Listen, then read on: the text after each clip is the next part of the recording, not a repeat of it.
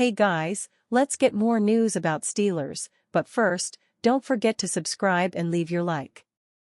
Steelers Stock Watch, CB Beanie Bishop Jr. Player, CB Beanie Bishop Jr. Stock Value, Down Reasoning. The Steelers have made one thing clear to Beanie Bishop Jr., don't expect anything handed to you.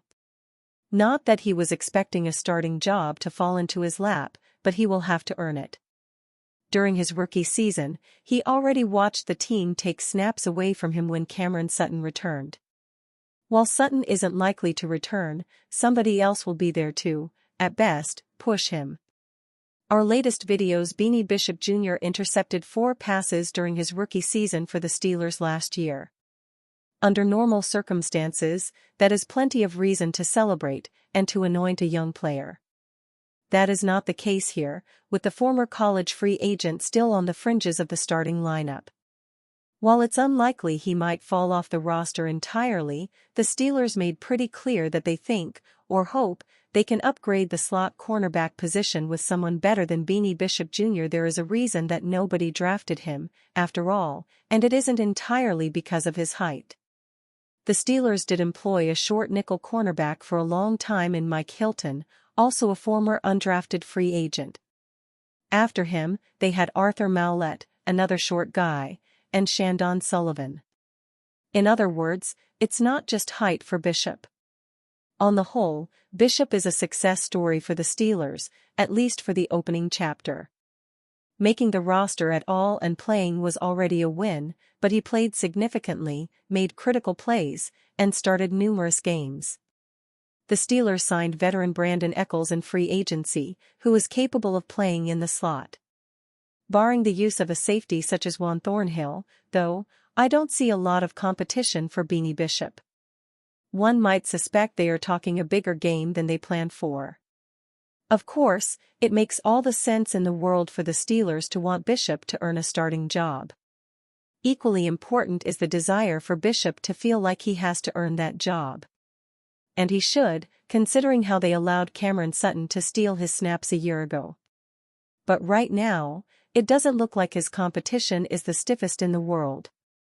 With the new league year underway and the Steelers turning their roster over, it's once again time to take stock. It took a while, but we finally saw some of that change the team talked about after the season ended. Certainly, the move to trade for DK Metcalf qualifies as a change, not to mention the accompanying contract. First call: Ben Roethlisberger has some QB advice for the Steelers. Watch Alex Ovechkin score yet again. Wednesday's First Call has advice for the Steelers from former quarterback Ben Roethlisberger. He also questions the franchise's full faith in Mason Rudolph. DK Metcalf apparently wanted to leave Seattle long before he was traded to Pittsburgh.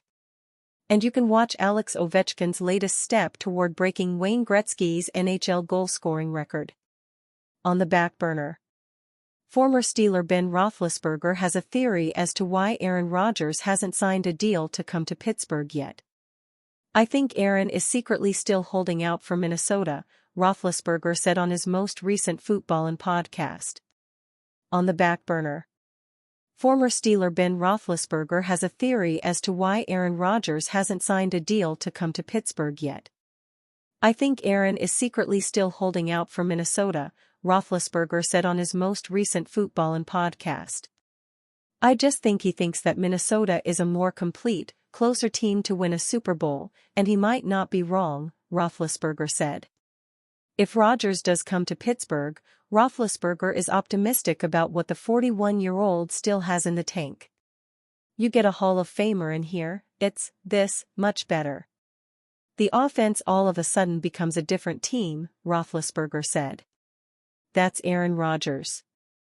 That's a different animal. He can't move quite like he used to, this and the other. You know what still works? His arm and his brain. Last year, Rodgers threw 28 touchdowns, but his 95.0 passer rating was the lowest for a full season in his career. So was his 6.7 yards per attempt. Plan B. If the Steelers don't get Rodgers, Roethlisberger says that Mason Rudolph could be a suitable replacement option. If you don't end up getting him, I think you can stick with Mason and be happy with what you're going to get, Roethlisberger added on his podcast. Mason can throw the ball. That's never been a question. He can make decisions and get the ball out of his hand. He's not afraid to take shots down the field, either. He's not one of these guys that gets nervous and just wants to get the ball out of his hands right away. He'll sit in there, and he'll throw it down the field. I think that's what you've got to do when you have George Pickens and DK Metcalf. Those are deep down the field type guys.